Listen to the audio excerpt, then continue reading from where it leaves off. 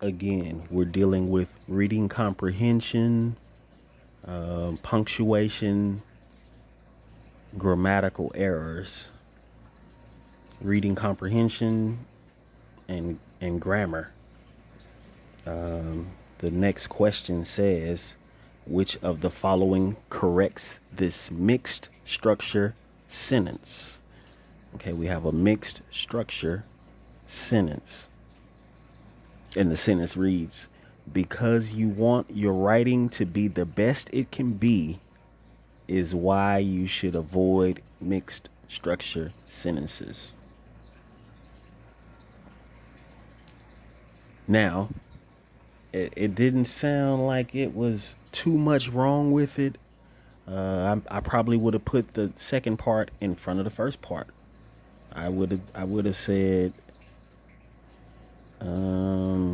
you should avoid mixed structure sentences because you want your writing to be the best it can be.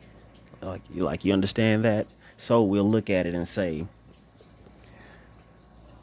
okay, the first one, A, how do they fix this mixed structure sentence? They fix it by saying, A, if you want your writing to be the best it can be, is why you should avoid mixed structure sentences. Number B says, because you want your writing to be the best it can be, is the reason why you should avoid mixed structure sentences. C says, if you want your writing to be the best it can be, you should avoid mixed structure sentences.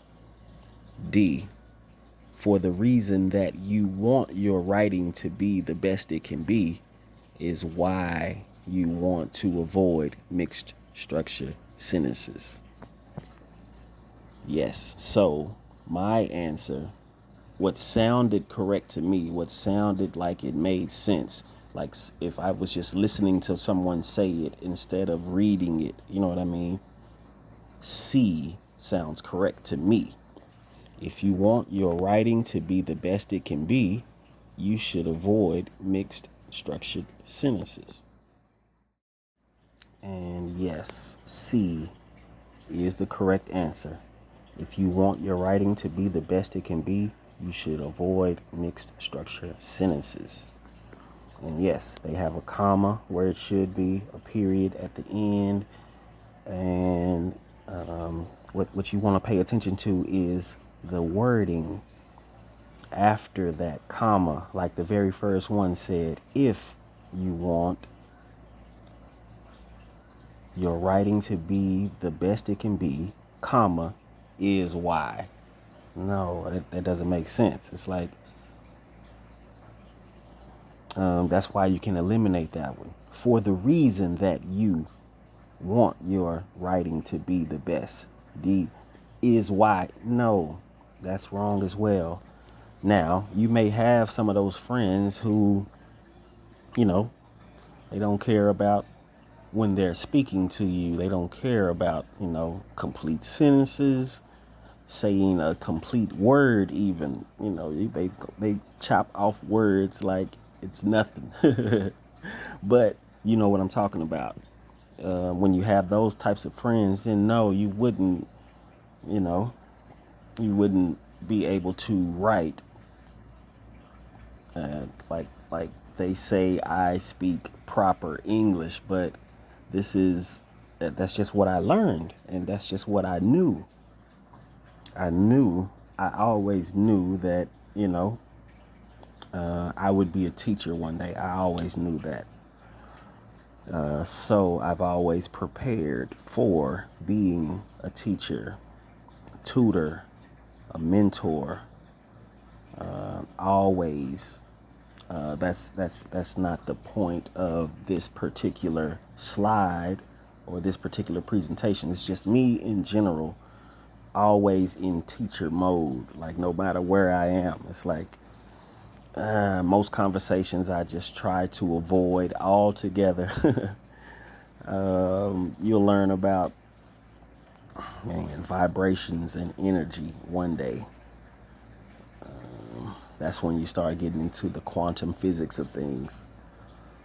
You start understanding that, you know, beyond physics or metaphysics is that those energy fields that are all around us that we cannot see.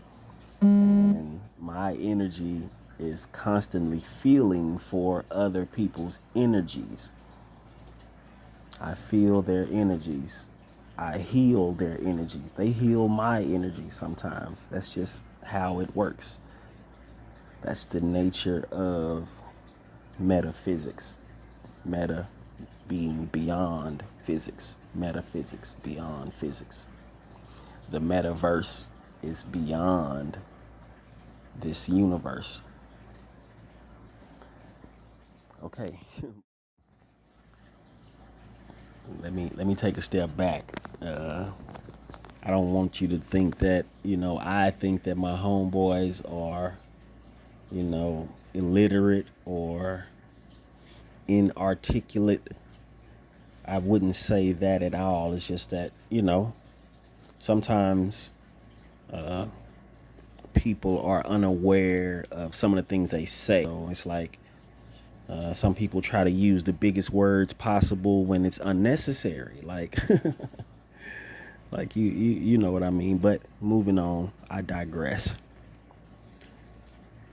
The next question says, as you evaluate the effectiveness of a piece of deductive reasoning, you should first look for A, the concluding paragraph, B, how many instances of inductive reasoning you can find within it. Now, it was asking about deductive reasoning. So now why is this saying how many instances of inductive reasoning you can find within it?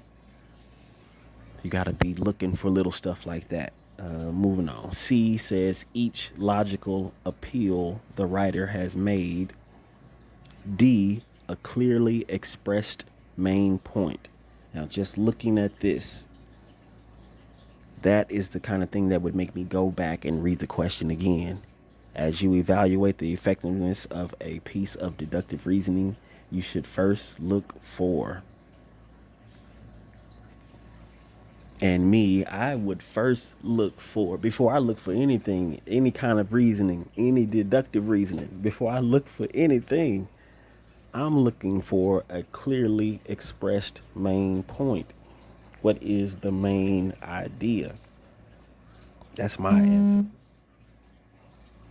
What is a clearly expressed main point? That's what I'm looking for when I'm evaluating the effectiveness of any article. I'm say, okay, what is the main point? Okay, and did they express that clearly throughout the entire passage? So my answer for that particular question is D, a clearly expressed main point. That's what I'm looking for. And if you said A, oh no, A, B, C, D, E. If you said E, a clearly expressed main point. If you said E, a clearly expressed main point. I don't even think I had an E on that other one. Nope, I only had a D. That's funny. But yeah, just looking at the slide, I only had A, B, C, D. But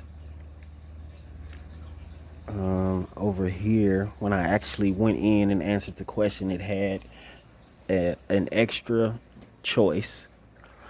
So the last choice, a clearly expressed main point, is the answer. And only 64% of other users answered that one correctly. So if you answered a clearly expressed main point, you are in the top half for sure. You're on the good side. But this is something that you just have to be paying attention to. The main point is what you want to look for first in any passage, in any paragraph. The sentence has to give you the main point. The rest of the sentences have to give a clear expressed main point. It has to clarify everything that you just said in the main point. Basically, the body has to express that main point.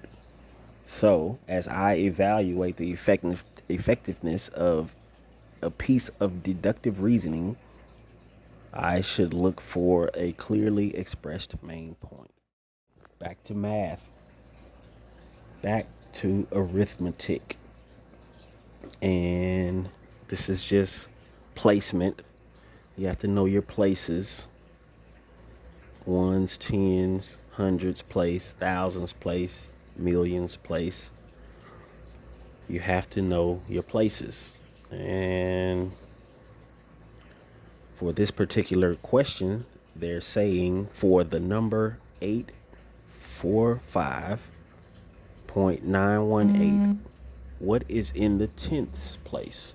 So 845.918, what is in the tenths place? What is in the tenths place? I'm going to give you a little bit of time to figure that one out yourself. But I would go in and say, okay, the 8 is in the hundreds place because it says 800. 40 is in the tens place. A 4 is in the tens place. A 5 is in the ones place. 9 is in the tenths place. 1 is in the hundredths place. 8 is in the thousandths place. Meaning, if I take the tenths place, 9 tenths.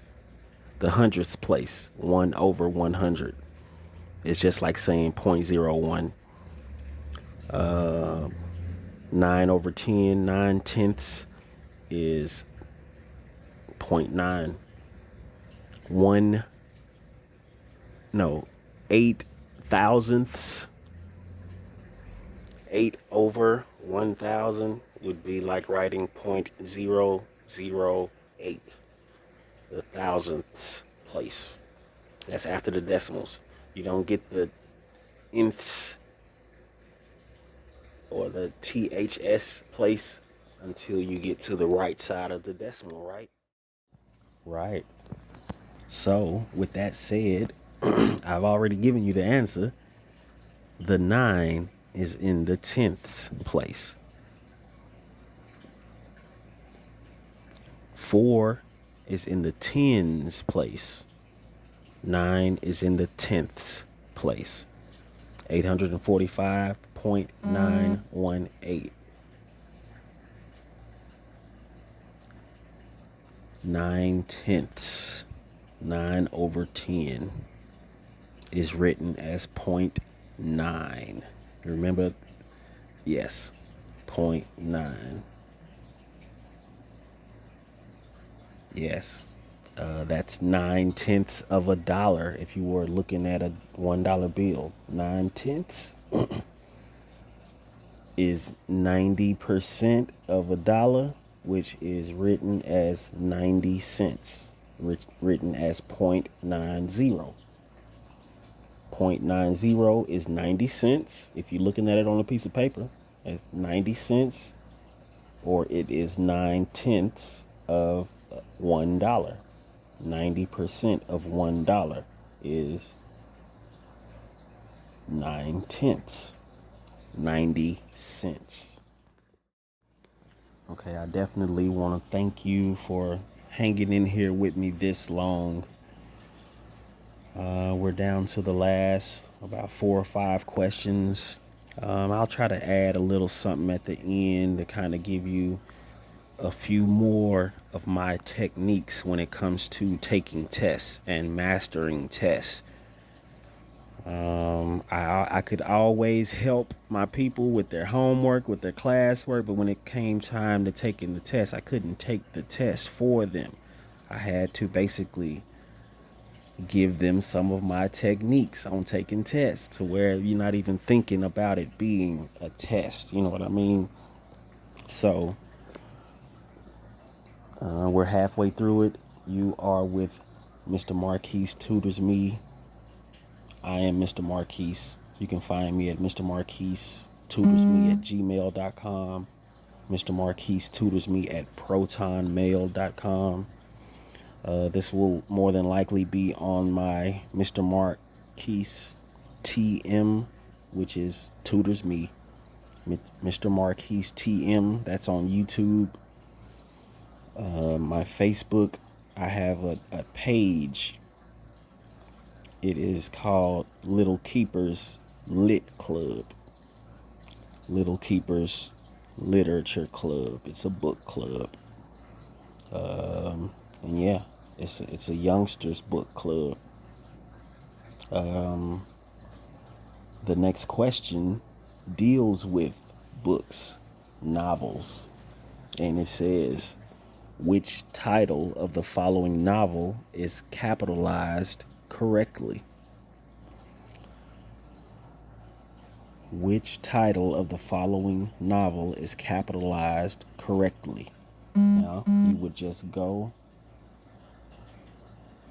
Now, if you would just go to your multiple choice answers and you're looking for which one is capitalized correctly. On A, none of the letters are capitalized. So we'll scratch that out. It's not capitalized correctly if it has no capitalization. You can eliminate that one. It gives you more of a chance. Now you're down to 3 answers. That's 33%. The second one, B, says pride is capital and is not. Prejudice is capital. C says pride is not and is not. Prejudice is capital. So you know that's wrong because the very first one has to be capitalized. I mean, it's a novel. It may as well be a proper noun because that novel has a name and it is Pride and Prejudice. So that would be wrong. And D says all 3 words are capital. So we've eliminated A and C. And now it's down to B and D. And now you just have to ask yourself, is the word and important enough to be capitalized? And that answer is no. So B is my answer. Pride, capital, prejudice, capital. And your answer is Pride and Prejudice. Pride is capitalized. Prejudice is capitalized. And that's only when you are dealing with titles. This was the particular title of a novel. And the word and is not that important to where you have to capitalize it. Or the, like and like you don't have to capitalize those words. And basically Pride and Prejudice is like, if you were just looking at it in a sentence or something, it would actually be capitalized and italicized. You know, the italicized words are the ones that are leaning inside of some kind of article or something. If they were talking about this novel, it would have either been with quotations or italicized, Pride and Prejudice. So yes, if you have pride capitalized, prejudice capitalized, you are correct. The next question says, what is the significance of the Oxford comma? The Oxford comma. Well, I know what a comma is. A comma can either separate two sentences and make them one, or it can list items like run, comma, walk, and crawl. Now, that Oxford comma, what is the significance of the Oxford comma? Is it A, it is the final comma in a list of items, as I just named, it, or B, it is a type of comma used in the UK or United Kingdom. C, it is used to join a dependent and an independent clause.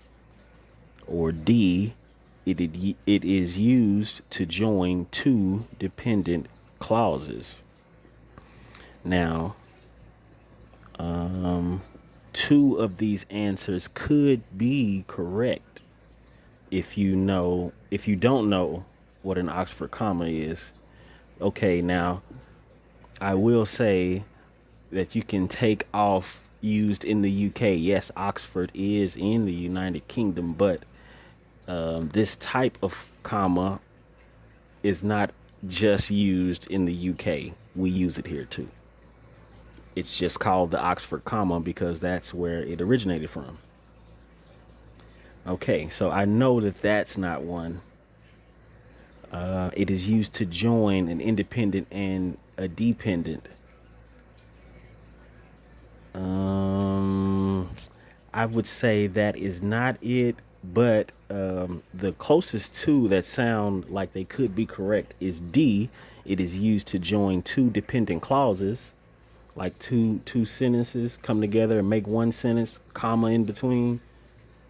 I ran to the store, comma, and I forgot my milk. There's a comma in between there, but is that the Oxford comma, or is it the one that comes at the end of the list? He runs, comma, walks, comma, and crawls. Out of those two, my guess would be an Oxford comma is one that is not needed. Like that final comma in the list of items, you don't have to have it there. You don't have to have that comma and crawling. You could just go straight to and crawling. He walks, comma, crawl, or he walks, comma, runs, comma, and crawls is that Oxford comma. So A would be the right answer. And to tell the truth, I didn't know what an Oxford comma was. I just knew that if I eliminated two, it gave me a 50% chance of getting it correct. And I ended up getting it correct by saying A, it is the final comma in a listing of items. It's not needed. It's not necessary to put a comma and then write and whatever the rest of the list is.